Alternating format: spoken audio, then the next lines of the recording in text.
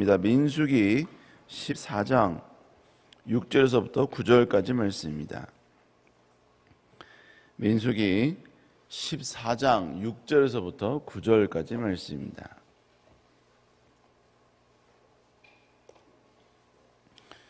민수기 14장 6절에서부터 9절까지 말씀입니다. 다 차신 자가 같이 한 목소리로 말씀을 받겠습니다. 시작. 그 땅을 정탐한 자 중 눈의 아들 여호수아의 여분의 아들 갈렙이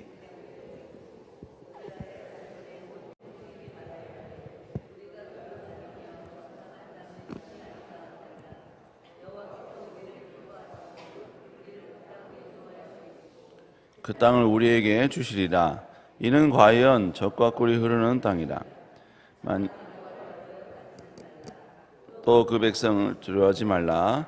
그들은 우리의 먹이라. 그들의 보호자는 그들에게서 떠났고 여호와는 우리와 함께 하시느니라. 그들을 두려워하지 말라 하나. 아멘. 오늘 민수기 14장 6절에서부터 9절의 말씀을 가지고 분노가 치미는 상황 속에서의 올바른 태도라는 제목으로 함께 말씀을 나누겠습니다. 오늘 본문은 우리가 너무나 잘 알고 있는 그러한 스토리죠. 내용은 이렇습니다. 이스라엘 백성들이 출애굽하여서 이제 광야를 통행하던 중에 이제 드디어 가나안 땅이 보이는 가데스 바네아에 이제 그들은 도착하게 됩니다. 그러니까 북쪽에 이제 가나안이 있는 것이죠. 이 가나안 땅은 하나님께서 아브라함과 이삭과 야곱에게 명령하셨고 약속하셨던 그러한 엄청난 축복의 땅입니다. 그 땅을 지금 그들은 이제 목격하게 되는 것이고 이제 그 모든 것을 쟁취하게 되는 것입니다.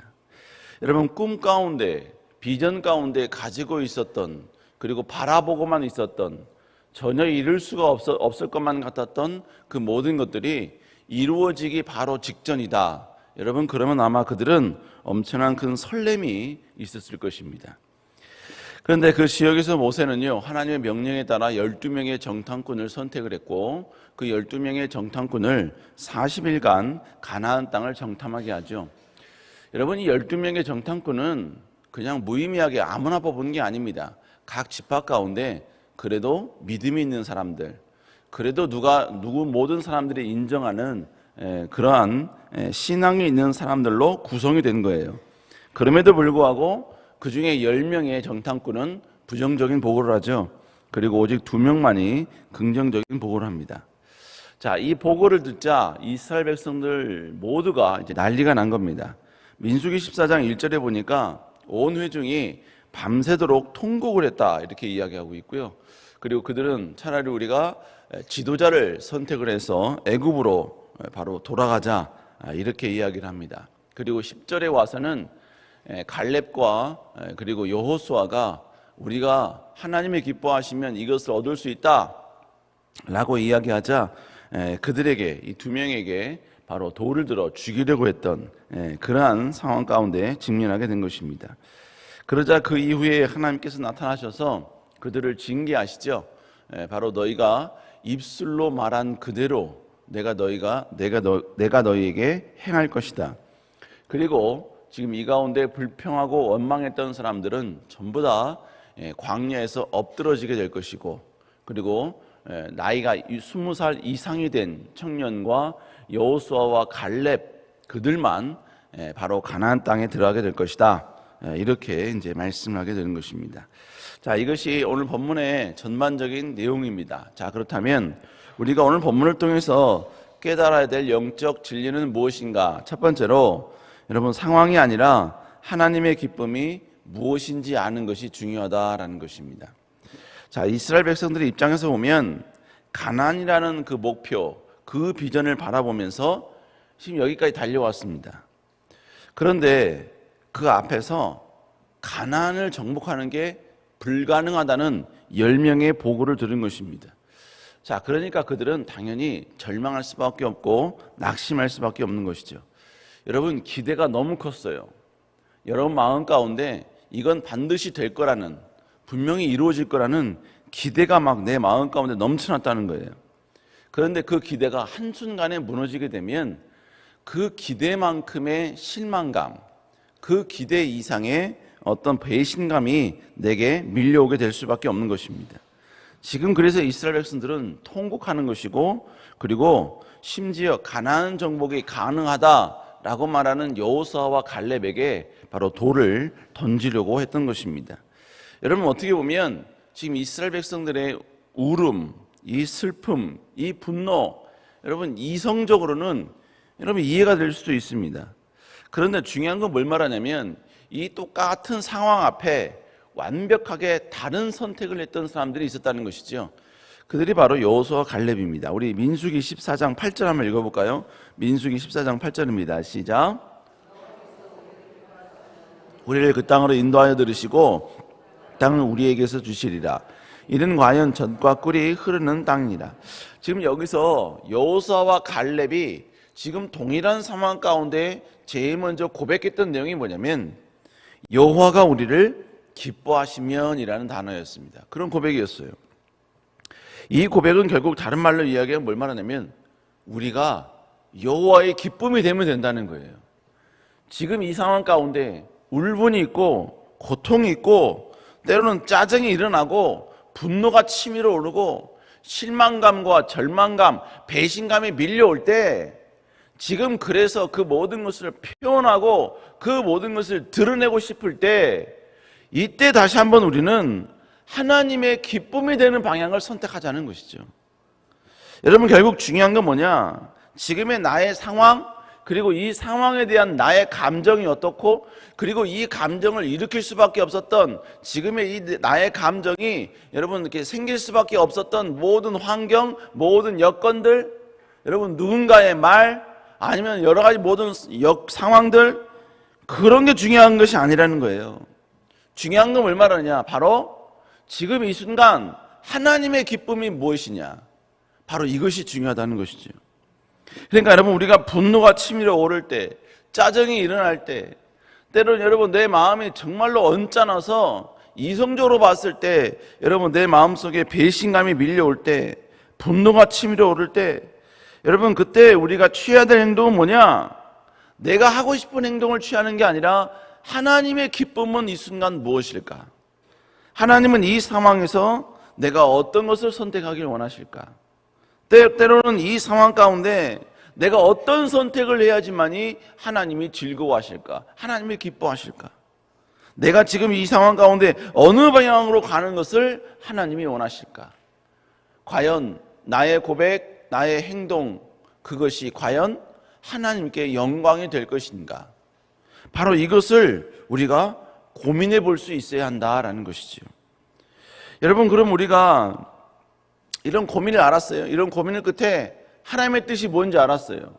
하나님은 이걸 원하신다. 하나님이 기뻐하시는 것은 이것이다. 이걸 알았다고요.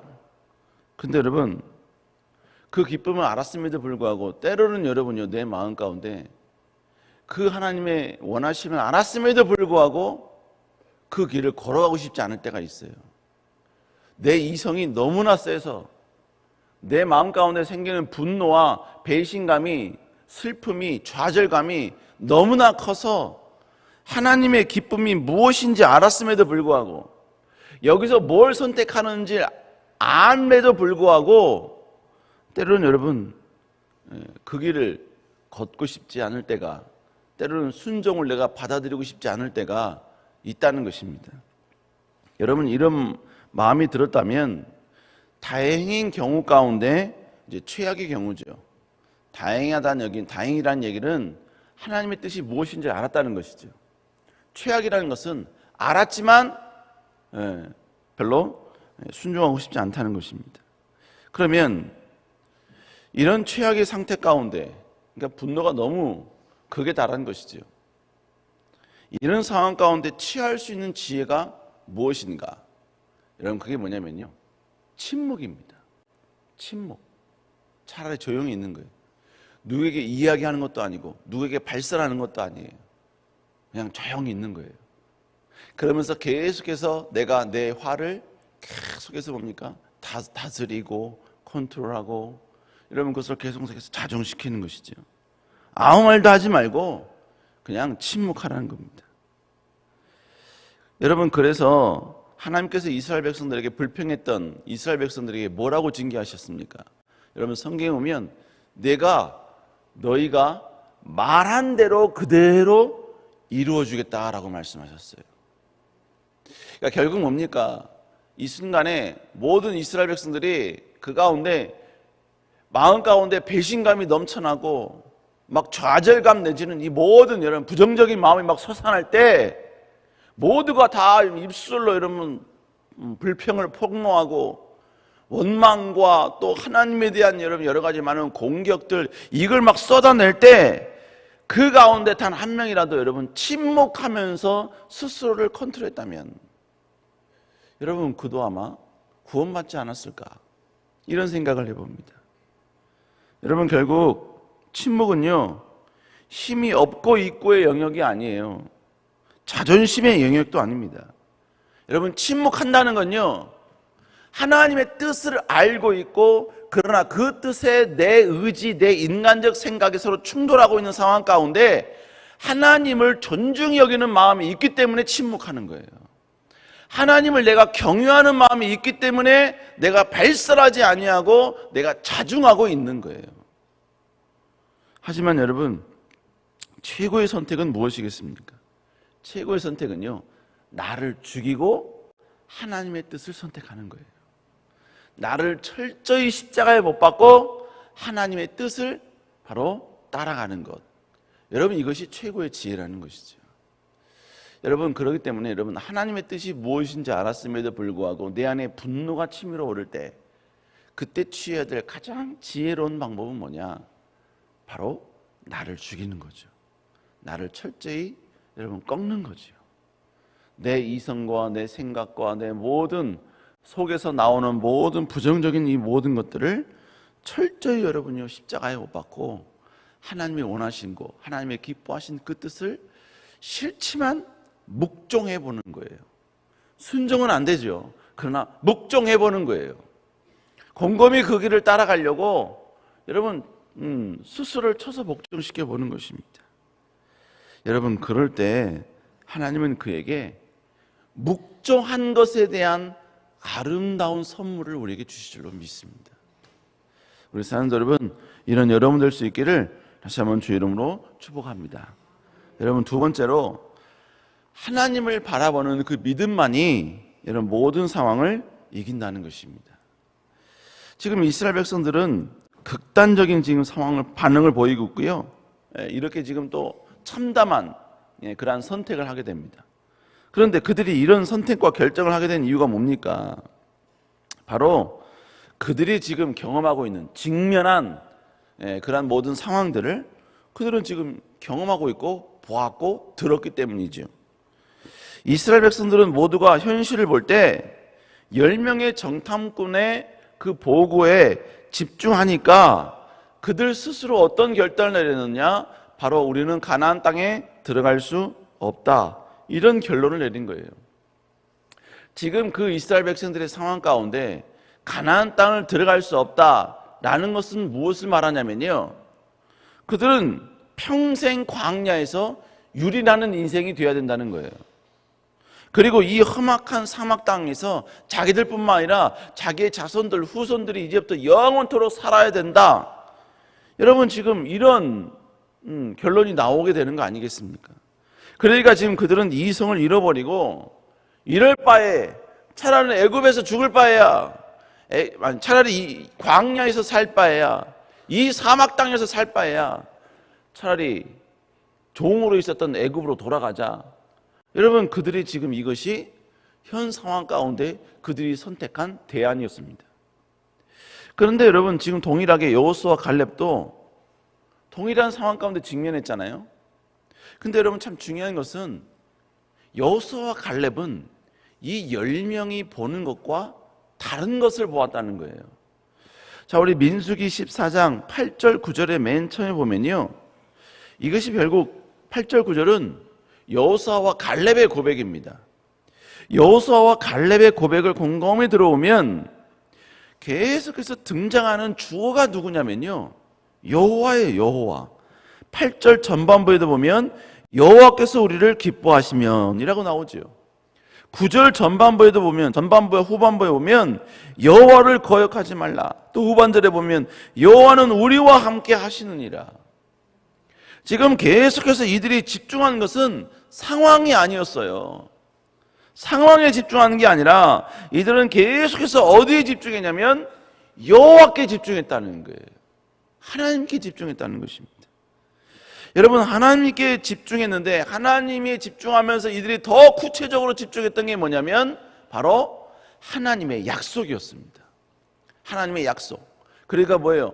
하나님이 우리를 기뻐하시면 우린 가능하다. 그 땅을 얻을 수 있다. 하나님은 우리와 함께 하시기 때문에 우리는 반드시 그 땅을 쟁취할 수 있다. 하나님을 바라보면서 더 나아가 하나님의 약속을 바라봤다는 거예요. 하나님은 절대로 불변하시는 분이시고 한 번 하신 말씀을 100% 이루시는 분이시기에 그 하나님을 바라보니까 지금의 이 상황이 극복이 되는 거예요. 이 엄청난 모두가 절망할 수밖에 없는 이 상황에서 희망을 이야기할 수 있는 것이고 할 수 있다는 고백을 할 수 있는 것이고 될 수 있다는 이러한 선언을 고백할 수 있게 되더라라는 것입니다. 여러분, 결국 중요한 게 뭐예요? 중요한 거는 상황이 아니더라 이것입니다. 하나님의 약속을 바라보는 이러한 지혜가 우리에게 필요하다는 것입니다. 여러분, 이것은요 우리뿐만이 아니에요. 성경에 등장하는 대부분의 사람들이 다 이랬습니다. 다 이랬어요. 여러분, 지금 여호수아와 갈렙이 뭡니까? 가나안 땅을 바라보았어요. 하나님의 약속은 반드시 이룰 거라고 보았어요. 그러나 만약에 지금 현실적으로는 이루어질 수 없다 할지라도 그 가나안 땅을 바라보면서 가나안의 정복이 이루어질 때까지 광야에서 살겠다는 이런 각오가 있는 것, 여러분, 이게 진짜 하나님을 신뢰하는 믿음 아니겠습니까? 현실적으로 보면 하나님의 약속이 어긋난 것 같아요. 하나님의 약속이 완전히 불이행될 수밖에 없는 상황이에요. 여러분, 우린 그럴지라도 하나님의 약속을 끝까지 붙들고 불편한 현실을 받아들이며 수용하면서 나갈 수 있어야 된다고요. 아브라함이 그랬죠. 하나님이 아브라함에게 뭐라고 말합니까? 내 이삭을 바치라 그랬잖아요. 아브라함이 하나님께 받은 약속이 뭡니까? 내 자손을 바로 하늘의 별과 땅의 모래알같이 번성하게 해주겠다 그랬잖아요. 그러면 자녀가 있어야죠. 그리고 하나님이 약속하신 그 약속의 자녀 이스마엘은 내쫓았고, 여러분, 유일하게 이삭 한 명이 있는 겁니다. 근데 그 한 명을 바치래요. 그 현실에 직면했으면요, 이건 하나님의 약속이 완전히 어긋장 나는 겁니다. 하나님이 약속해 놓고 하나님이 하나님의 약속을 뒤집어 퍼버리는 행위예요. 그렇기 때문에 아브라함은 충분히 여러분요, 이 모순적인 상황 가운데 하나님께 대들 수 있었습니다. 따질 수 있었어요. 그러나 아브라함은 따지지 않았습니다. 묵묵히 이삭을 바로 하나님의 지시한 산에서 번제로 바치는 모든 과정에 순종합니다. 모순인데 순종해요. 왜요? 하나님의 약속은 반드시 이루어질 걸 믿었기 때문입니다. 이 아이가 만약 내 손에 의해 죽을지라도 하나님은 이 아이를 통해서 위대한 하나님의 약속을 이룰 걸 알기 때문에 내가 죽일지라도 하나님은 부활시킬 걸 믿은 거예요. 그런 믿음이 그에게 있었기 때문에 그는 순종할 수 있었던 것입니다. 요셉도 마찬가지죠. 하나님이 그에게 주셨던 약속이 뭡니까? 부모와 형제들이 꿀 엎드리는 복을 주겠다고 꿈으로 약속하셨잖아요. 그러면 그 약속을 이루어 주셔야지요. 그런데 여러분, 그는 애굽의 종으로 팔려가지 않습니까? 종으로 팔려갈 때 그는 형제들에게 비굴하게 자기의 목숨을 구걸하기 위해 무릎을 꿇었습니다. 그가 받았던 약속이 뭐예요? 그의 형제들이 자기에게 무릎 꿇는 건데 지금 현실적으로는 자기가 형들에게 무릎 꿇고 있어요. 완벽히 모순이죠. 완벽히 여러분요, 하나님의 약속이 어긋난 것 같고 하나님은 절대로 자기와 함께하지 않는 것 같고 하나님의 약속은 완전히 부서진 것 같지요. 그러나 그는 철저히 순종했습니다. 보디발 아내의 그 모함에 의해서 감옥에 갔을 때 어느 정도 하나님의 꿈이 이루어질 것 같았던, 여러분 그런 희망이 있었는데 그 희망이 완벽하게 다 무너진 거 아닙니까? 여러분 그럼에도 불구하고 그는 철저히 하나님을 바라보았다는 것이죠. 약속을 바라봤다는 것이죠. 그래서 결론은 어떻게 됐습니까? 아브라함과 야곱과 수많은 성경의 인물들이 결국 여러분 우리에게 어떤 증명을 했습니까? 바로 현실이 어떠할지라도, 지금 당장은 어떤 모습이라 할지라도 하나님을 신뢰하는 자는 반드시 하나님께서 약속을 이루어 주신다 하는 것을 그들의 삶에 통해 증명했다는 것입니다. 사랑하는 여러분, 환경 바라보지 마시고 절망할 수밖에 없는 지금의 우리가 직면한 우리의 모든 상황들, 형태들, 상태들을 바라보지 마시고 다시 하나님을 바라볼 수 있는 여러분 될 수 있기를, 약속을 다시 한번 신뢰할 수 있는 여러분 될 수 있기를 주의 이름으로 축복합니다. 기도하시겠습니다. 사랑과 충만하신 주님, 아버지의 이성의 눈으로 바라보았을 때 분노를 일으킬 수밖에 없고 짜증과 원망과 내 마음 가운데 배신감과 이 모든 감정들이 우리를 엄습할 수밖에 없는 그러한 상황 가운데 있다 할지라도 우리는 그 순간 여호와께 집중하게 하여 주시고 여호와의 약속에 집중하게 하여 주시고 다시 하나님을 바라볼 수 있는 저희들 되게 하여 주시옵소서. 우리에게 솟아오르는 그 분노가 우리를 점령하려고 할 때 아버지 차라리 침묵하게 하여 주시고 우리를 쳐서 복종시키려는 뜨거운 의지와 열정이 우리 안에 넘쳐날 수 있도록 주여 인도하여 주시옵소서. 아버지 이 새벽에 나올 때 아버지 앞에 귀한 아버지 작정 예물로 주께 나옵니다. 아버지 자녀를 위하여 기도하고 아버지 가정의 문제를 위하여 기도하고 배우자를 위하여 기도하고 아버지 가정의 모든 문제를 위하여 기도하며 또한 6.25 참된 용사 헌신을 위하여 기도합니다. 주여 이 모든 기도 제목이 응답되어지게 하여 주시옵소서. 역사와 기적과 놀라운 능력의 은혜가 임할 수 있도록 여호와여 은혜의 은혜로 함께하여 주시옵소서. 특별히 아버지 교회 담임 목사님 붙잡아 주시고 북유럽 탕만 가운데 있습니다. 주님 그곳에서 아버지 하나님이 주시는 새로운 놀라운 인사이트를 발견하게 하여 주시고 이것이 다시 한번 하나님 나라의 영광을 위한 위대한 여호와의 쓰임받는 도구 될 수 있도록 인도하여 주시옵소서. 시차 적응하지 못하시는 가운데 모든 일정을 소화하실 때에 여호와께서 건강 주시고 아버지 토요일 또한 도착하셔서 모든 또한 주일 모든 것들 또한 아버지 말씀을 선언하실 때 여호와여 그 체력을 건강을 붙잡아 주시옵소서. 여호와께서 우리 가운데 함께 하실 줄 믿사옵고 살아계신 예수님 이름으로 간절히 기도드렸사옵나이다. 아멘. 하늘에 계신 우리 아버지여 이름이 거룩히 여김을 받으시오며 나라의 임하옵시오며 뜻이 하늘에서 이루어진 것 같이 땅에서도 이루어지리다. 오늘날 우리 일용할 양식을 주옵시고 우리가 우리에게 죄 지은 자를 사하여 준 것 같이 우리 죄를 사하여 주옵시고 우리를 시험에 들지 말게 하옵시며 다만 악에서 구하옵소서. 대개 나라와 권세와 영광이 아버지께 영원히 있사옵나이다. 아멘. 우리 시간 다 같이 하나님께 간절히 기도합니다. 주님 그냥 담임 목사님 붙잡아 주시고 건강과 강건함으로 함께하여 주시옵소서. 6.25 참전용사 초청 예배가 있습니다. 주님 은혜로 이 모든 행사가 아름답게 진행되게 하여 주시옵소서. 주님 우리가 어떤 상황에 있을지라도 우리는 더 여호와를 의지하게 하여 주시옵소서. 주님만 바라보게 하여 주시옵소서. 우리 시간 주의 치고 간절히 기도합니다. 주여 주여 주여 아버지 여호와여 기도합니다. 주님 여호와여 담임 목사님 붙잡아 주시고 건강과 강건함과 능력으로 함께하여 주시옵소서. 여호와여 새 힘과 새 능력이 아버지 담임 목사님께 임하게 하여 주시고 여호와의